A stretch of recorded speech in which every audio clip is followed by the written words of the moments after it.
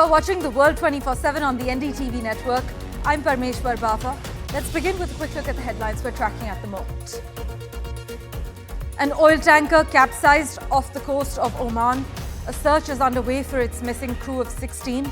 13 Indians are among the 16 crew members missing. Search efforts have so far been unable to locate any survivors from the crew of a product tanker that capsized off Oman.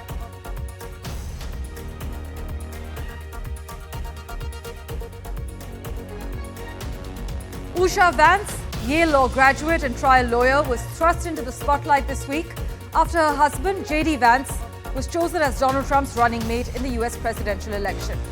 She was raised in San Diego by Indian immigrants. We get you the finer details. U.S. billionaires are coming out in support of Donald Trump's presidential bid after his assassination bid. The big question is whether Trump's selection of J.D. Vance as his running mate threatens to alienate wealthy Wall Street donors, since the Ohio senator is a fan of steep tariffs and robust antitrust enforcement. Well, J.D. Vance has labelled China the biggest threat to the U.S. soon after Donald Trump picked him to be his running mate.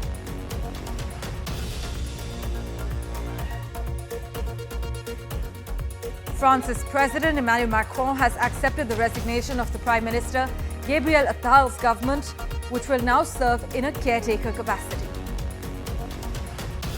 The UK could finally be feeling the summer heat this weekend. An health alert has been issued for large parts of the country. Some parts of the UK had weather warnings for rain at the start of this week, but this is all set to change quickly with temperatures soaring by Friday. The world's rarest whale, the spade-toothed whale, is thought to have washed up on a New Zealand beach.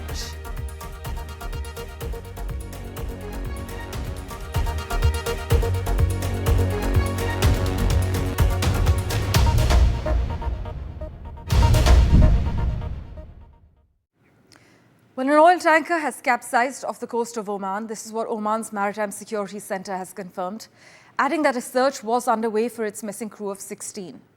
Now, the MSC, which is run by the Omani Defence Ministry, did not specify the cause of the capsize yet.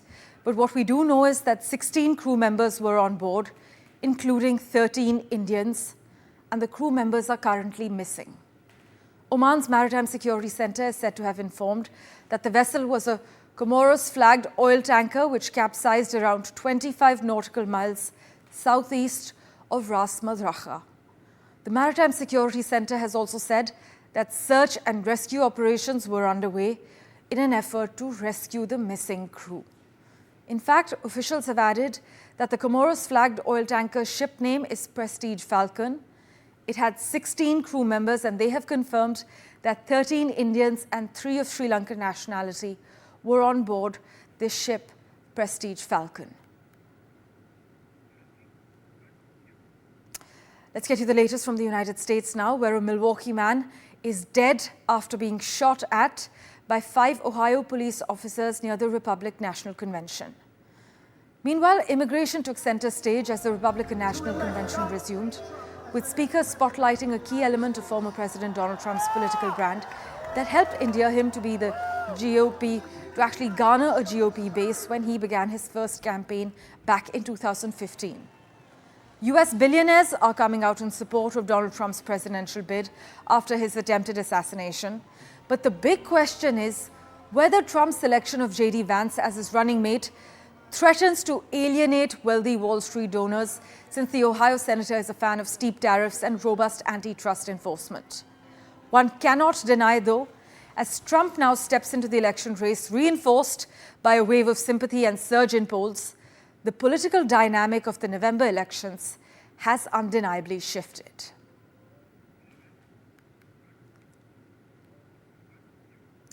Meanwhile, Usha Vance, Yale law graduate and trial lawyer, was thrust into the spotlight this week after her husband, J.D. Vance, was chosen as Donald Trump's running mate in the U.S. presidential election. Usha was raised in San Diego by Indian immigrants. Here are the finer details.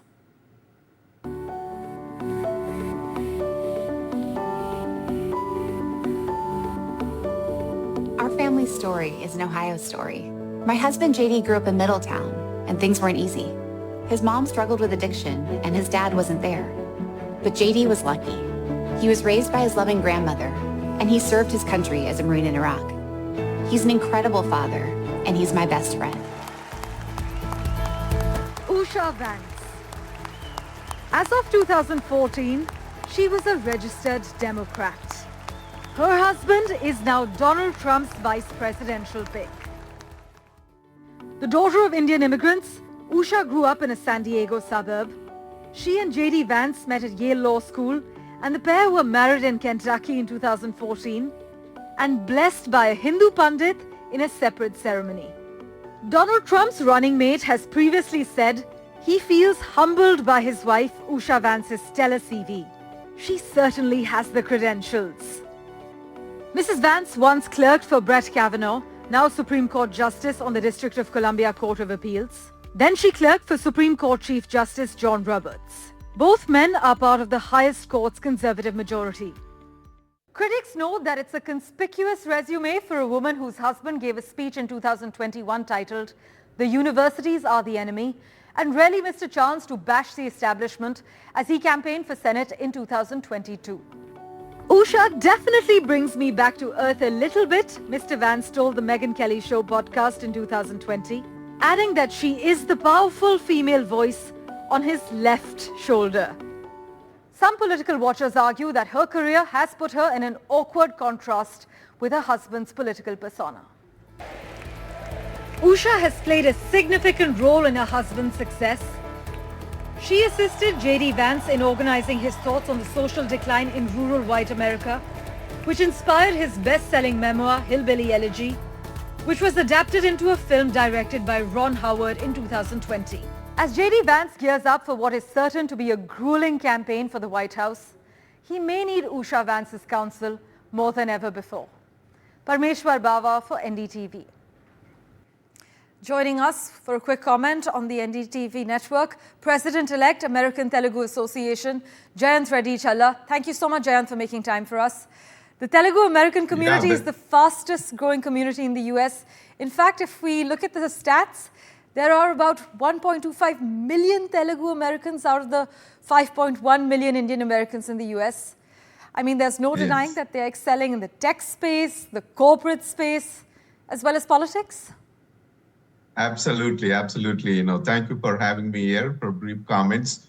It's so heartening to see the Telugu people excelling in the US and across all fields. Like you mentioned, if you take Indian Americans in the United States, there are about 5.1 to 5.5 million Indian Americans. And out of that, 1.25 million are of Telugu origin. If you look at the number of students, number of high-skilled immigrants coming into the United States, majority of them are of Telugu origin. So they are not only excelling in the technology, but they are into the business. If you look at the top IT companies, Microsoft and Adobe, IBM, they're all headed by Telugu Americans. So it's the Telugu is the fastest growing Indian American community in the US. And we have one other notable Telugu American that is serving as the Lieutenant Governor of Maryland. Yes. Maryland is a state very next to Washington, D.C. Aruna Miller, she got elected as the Lieutenant Governor of Maryland about 1 year ago. And she is serving very well, and we are very proud of her as well.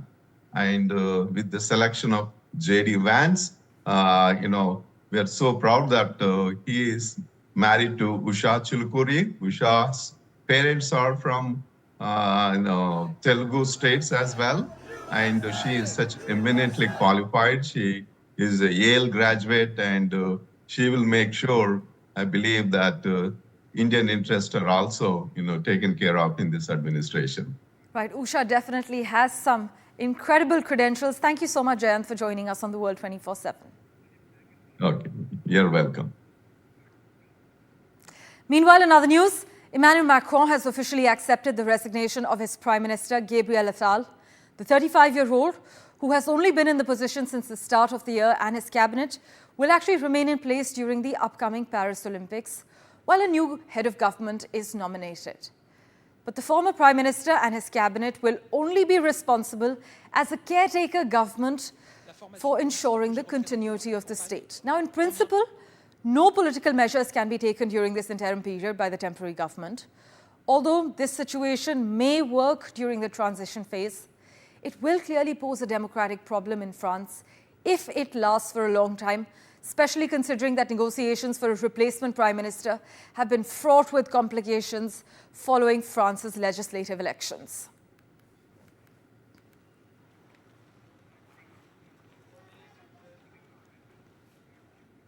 The other big story, the IMF has revised upwards its projections for India and said the country is now expected to grow by 7% in 2024 compared to 6.8% projected in April.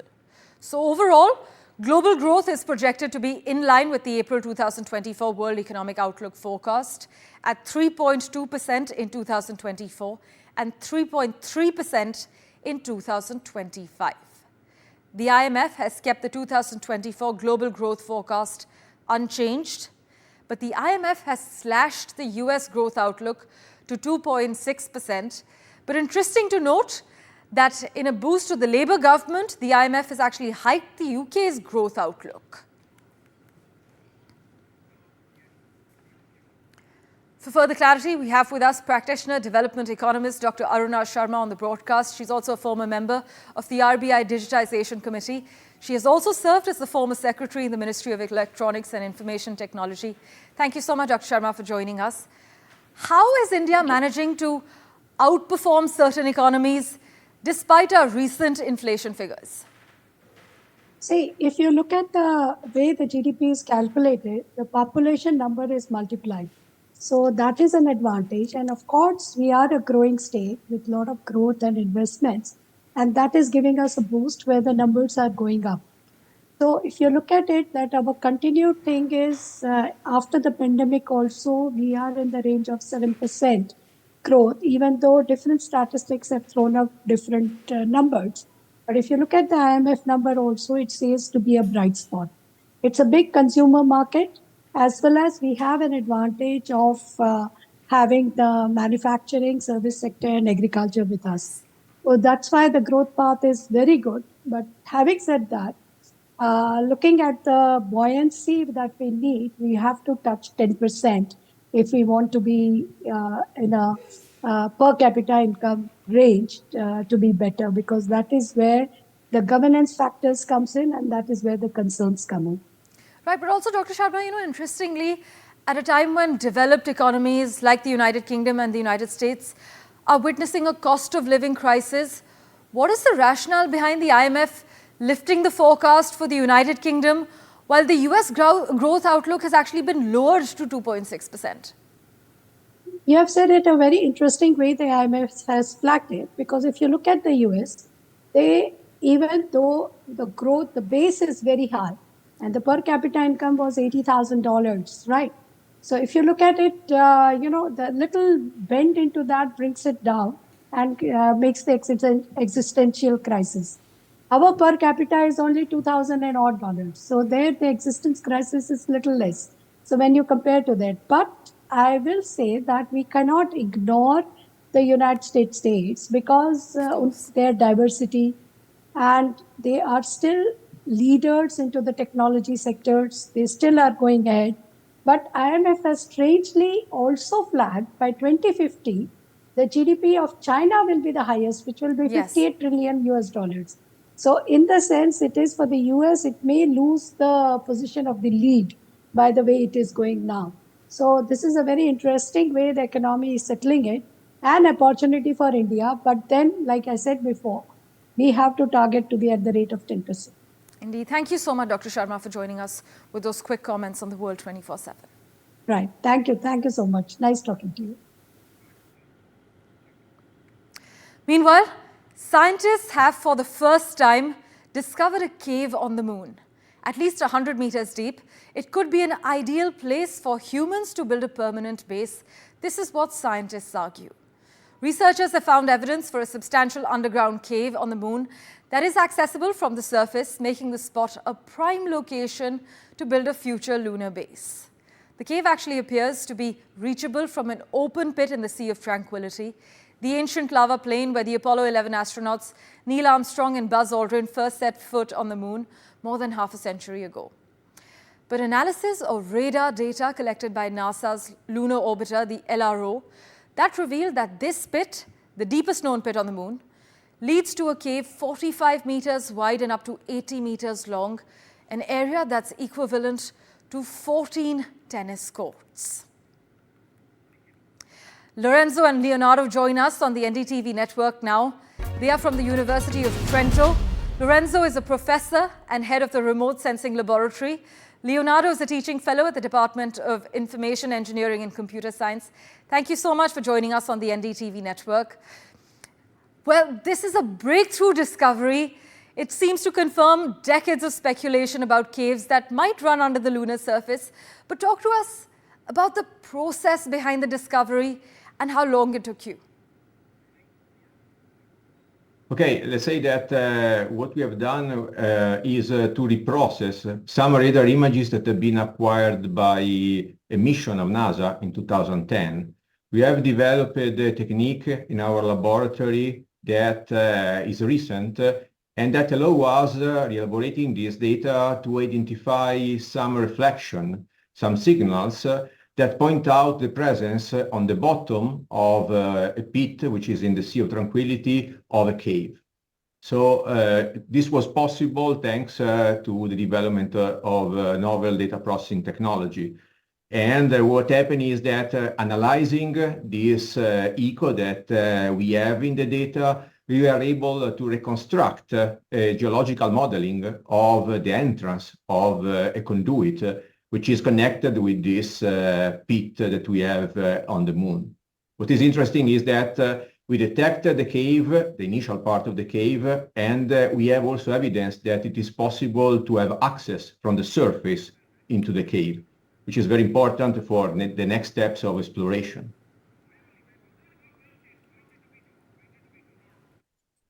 Well, this was a long path. We started analyzing, let's say, the cave on our planet, on the Earth, and we use similar data acquired by Earth observation satellites, and we try to detect and to analyze the parameters of lava tubes and the cave that we have on the surface of our planet. Then, on the basis of these developments, we could, let's say, exploit these techniques for the study on the moon. Right. Leonardo, this marks the first time that researchers have confirmed an accessible cave, likely a tube left by flowing lava under the moon's surface. Could you describe the cave and what makes it an ideal base for astronauts?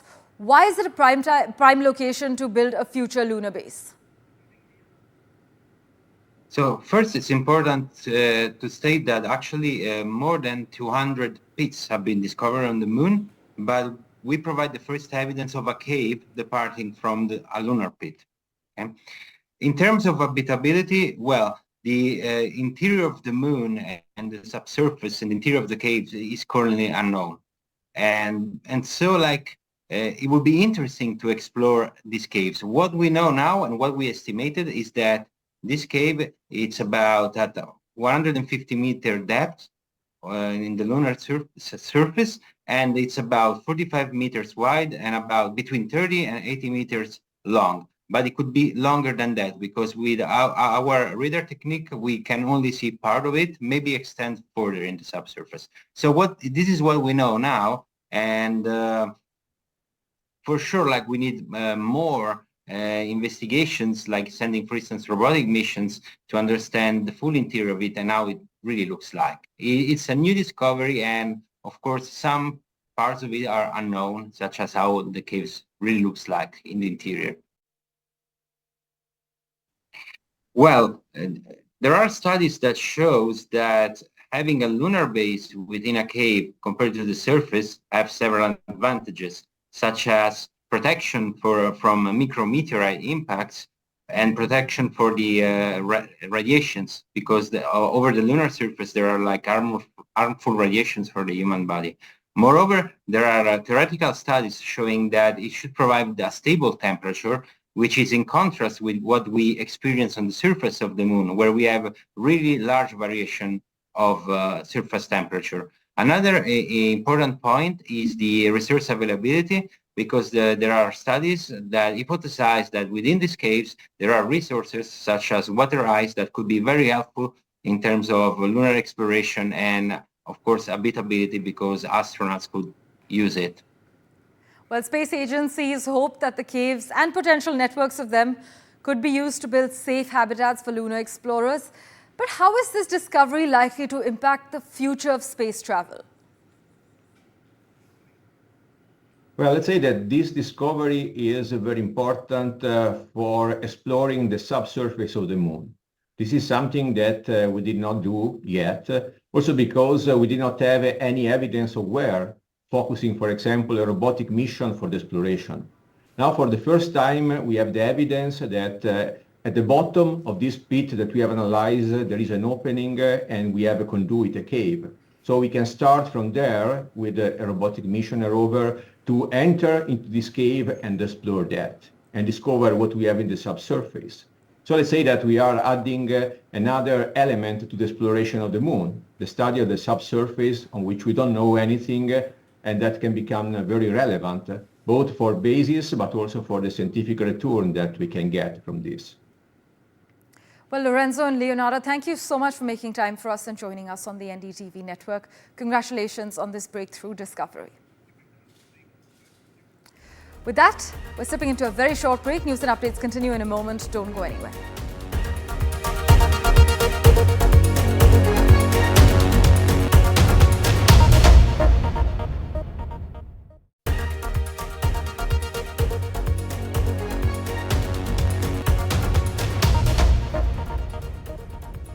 Welcome back. External Affairs Minister Dr. S. Jaishankar, who's on a two-day official visit to Mauritius, reaffirmed India's consistent and continued support for Mauritius in its quest for progress and expressed pride in being a partner in its journey towards modernity. Let's turn our attention now to the UK. Well, Brits could finally be feeling the summer heat this weekend, and health alert has been actually issued for large parts of the country. Some parts of the country had weather warnings for rain at the start of this week, but this is all set to change quickly, as you can expect in the UK, with temperatures soaring by Thursday night and Friday. According to the Met Office, London is expected to bask in temperatures up to 29 degrees Celsius on Friday, while it will become very warm in the southeast part of England.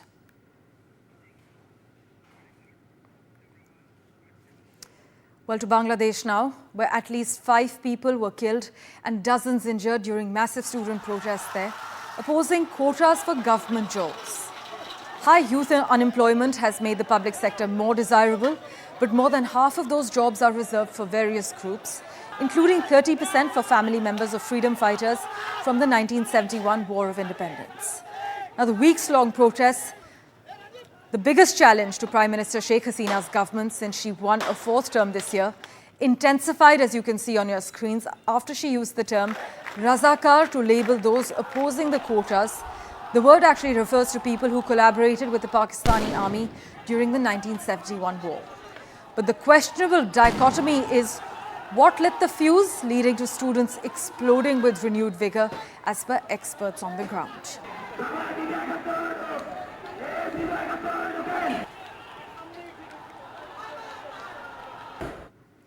Well, in other news, European Union foreign affairs ministers are set to snub Hungary by organizing their own foreign affairs summit in August, instead of traveling to Budapest for Prime Minister Viktor Orban's event. Hungary, which holds the rotating presidency of the Council of the EU, plans to host a foreign affairs summit in Budapest on the 28th and 29th of August, a prime opportunity for Viktor Orban to try to shape the bloc's foreign policy agenda and for his foreign affairs ministers to stand in the limelight. But after Orban obstructed aid for Ukraine and his self-styled peace visits to Putin and Xi Jinping, which he didn't coordinate with the EU's 26 other national leaders, many foreign ministers have been hunting for a way to avoid becoming props in what they believe would be another Orban propaganda show.